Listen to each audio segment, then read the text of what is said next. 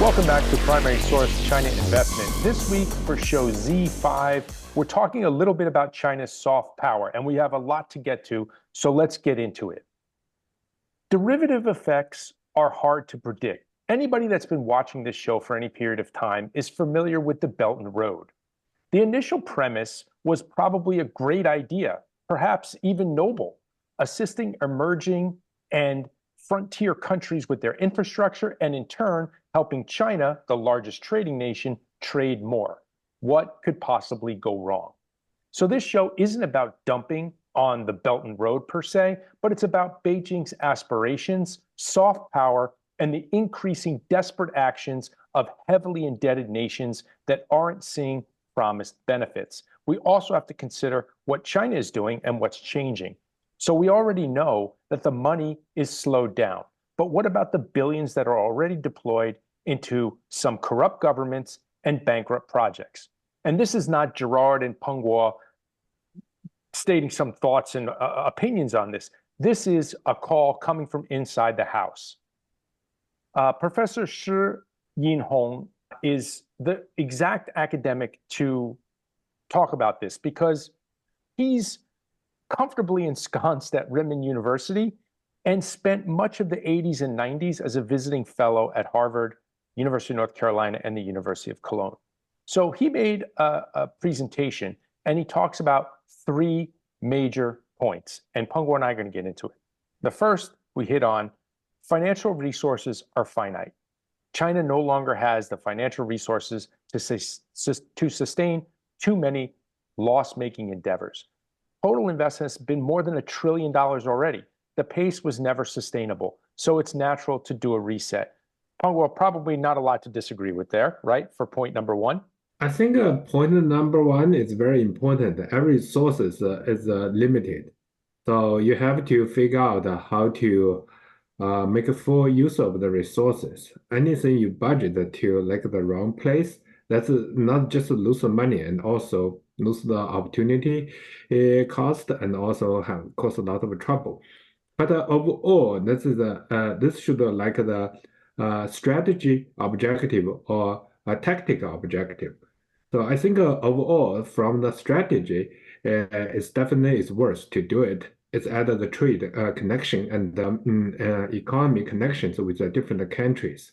So that's also like it's not like new, it's also like the follow thousands years, like the trade routines across the Europe and China and also other countries. Yeah, that's a great point. So Professor Shi says not all Belt and Road countries are happy with A, the investment, and B, the return. There's a perception from Papua New Guinea to Afghanistan to Pakistan to Congo that the value extracted by China is somehow asymmetrical to the host country. These are the derivative effects that were really hard to predict. You have countries that are saying, well, wait a minute, we got into this Belt and Road, and all of the things that were going to happen didn't happen. We didn't get all of this tourism, or we didn't get all of this trade. So there's now more than a decade of the Belt and Road to take stock of what's happening. And some of these countries are coming to the realization that it's not all upside. I think number one, back to the basic business ideal, I want it, you can provide it. So if we can both work out, let's do it. And hopefully it could be sustainable. Even without this one belt, one road trade relationship, the things still even get worse. So you never know, just cannot put everything that's just true. a simple You can't just blame activity. you can't just blame the Belt and Road. But one thing I don't think China really calculated in this was the level of corruption, because you're dealing with a lot of the quote unquote global South, and a lot of the global South has a lot of corruption. So a lot of this money did go to corrupt regimes and continues to go to corrupt regimes, and the people are pretty pissed, which is natural. So let's move on to point three, which is this is part of the maritime issue, which is there are trade route risks. So if China is making investments and some of those countries are not happy, and there's some disputes in the South China Sea, those kind of risks are emerging for China. So Professor Shi's point is that emerging trading and defense blocks, such as AUKUS and the Quad, could be used to exclude China from trading on top of the existing skirmishes in the South China Sea. Right? You can read about it in the Philippines and those kind of things. Also, other countries are also have a lot of stakes in South China Sea. So China must shrink the number of strategic opportunities and focus on two relationships, Taiwan and the US. This is, again, what Professor Shi is talking about.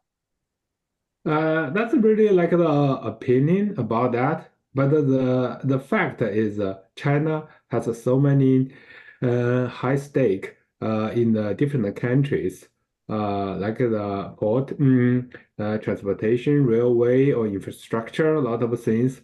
I think the only problem China facing right now is not to get enough protection for those places. So that is also. I see that talking about like the overseas security company, how Yeah, to that's another protect them. derivative. That's Yeah, a so derivative effect. Yeah, that's people really talking about right yeah, now. yeah. So let's go through some of the investment issues around this because we talk about investment. So there is a Belt and Road ETF, if you can imagine. It's traded in the US. The names in this ETF are puzzling, if I'm being polite. So I'll just throw those names up there. And it has not been a good proxy, in my estimation, for what actually transpired over the last 5 years. And you can see it even lagged the CSI 300. So that hasn't been great. Perhaps a better proxy was or is the CSI 300 infrastructure, which is about flat with the CSI 300 over 5 years. That's like the half-life of the Belt and Road. But it has the names that were actively involved with the Belt and Road projects, right? You can see the power companies, the construction companies, even nuclear, the railway companies. All of these entities were involved heavily in Belt and Road projects. That's not to say that they all did well, but going forward, I think it's probably a little bit difficult to see them outperforming the larger CSI 300. So what's your thoughts on that, Peng Guo?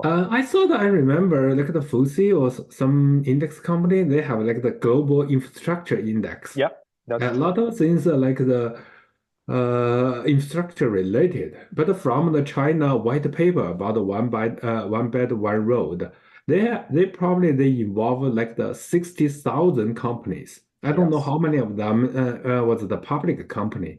This design really should come from those 60,000 companies and figure out how many businesses relate to such kind of thing.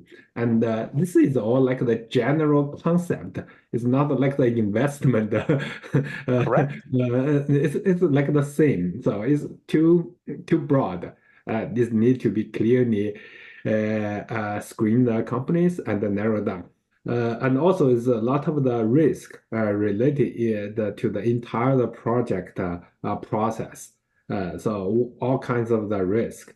But the only thing is I hope the expected return could be high to cover all those costs. Well, if we look at these charts, the expected return was not there, and now what you're saying is that there's more risk. So, I keep going back to the investment thesis: is what benefits Chinese people on the ground in China, and those looks a lot like financials and healthcare and tech and telecom. Call me lazy or not so creative, but I think those sectors are the ones to focus on that benefit local Chinese the most. If like the people really willing to working together and have resources together, they should always figure out some kind of the solution to do it, especially for like the long-term benefits.